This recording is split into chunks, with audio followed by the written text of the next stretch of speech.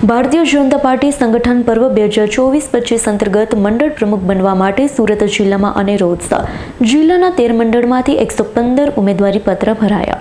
સંગઠન પર્વ 2024-25 માટે સુરત જિલ્લા ભારતીય જનતા પાર્ટી કાર્યાલય શ્રી કમલમ બારડોલી ખાતે ચૂંટણી અધિકારી જીવરાજભાઈ, સહાયક ડોક્ટર શિરીષભાઈ ભટ્ટ, સહાયક ચૂંટણી અધિકારી કેતનભાઈ પટેલ, કમલેશભાઈ પટેલની ઉપસ્થિતિમાં સુરત જિલ્લાના તમામ 13 મંડળના પ્રમુખ પદ માટે 115 જેટલા દાવેદારોએ ઉમેદવારી પત્ર ભરી પોતાની દાવેદારી નોંધાવી હતી.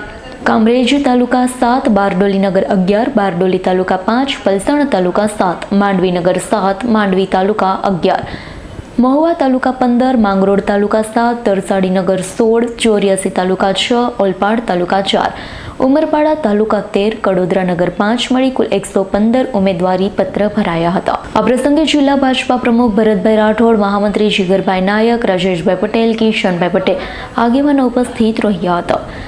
જી, નામ લખો. મારું નામ ડૉક્ટર જીવરાજ ચૌહાણ. જે સુરત જિલ્લાના તમામ તાલુકાના મંડળો માટેના પ્રમુખ માટેના ઉમેદવારી પત્રો ભરાય, કયા તાલુકામાંથી કેટલી ઉમેદવારી પત્રો ભરાય છે, શું કહેશો? સુરત જિલ્લાના કુલ 13 મંડળો, એ 13 મંડળની અંદરથી અત્યાર સુધીમાં 7 અને 8 2 દિવસ સુધી અમારે ભારતીય જનતા પાર્ટી પ્રદેશની સૂચના અનુસાર ફોર્મ આપીને કલેક્ટ કરવાનો સમય હતો. અત્યાર સુધી અમે બેઠા છીએ ત્યાં સુધી 116 ફોર્મ આપ્યા હતા, એમાંથી 115 ફોર્મ ભરાઈને આવી ગયા છે. હવે આ 115 ફોર્મ છે એનું અમે હું સાથે મારા સ્થાનિક ચૂંટણી અધિકારી અને 2 સહ ચૂંટણી અધિકારી, આ ચારેય મળીને એની સ્ક્રુટિની કરીશું. ભારતીય જનતા પાર્ટી ગુજરાત પ્રદેશે ક્રાઇટેરિયા નક્કી કર્યો છે. ઉંમરનો 2 વખત પ્રમુખ થયા હોય તો, પછી 2 વખત સક્રિય સભ્ય વગેરે વગેરે ક્રાઇટેરિયા બનાવ્યા છે. એ ક્રાઇટેરિયાના આધારમાં જેટલા લોકો ફિટ બેસે છે એ બધાનું એક સ્ક્રુટિની કરીને અમે તૈયાર કરીશું.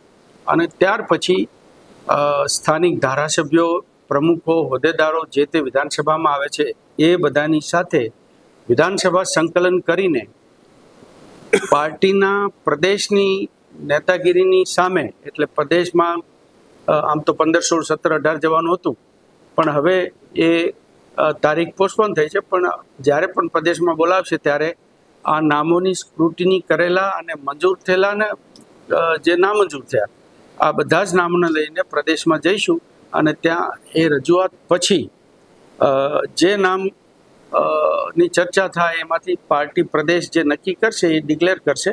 એટલે ત્યાં સુધીની કાર્યવાહી કરવાની રહે છે. પણ અત્યારે અમે 116 ફોર્મ આપ્યા હતા અને 115 આવી ગયા છે.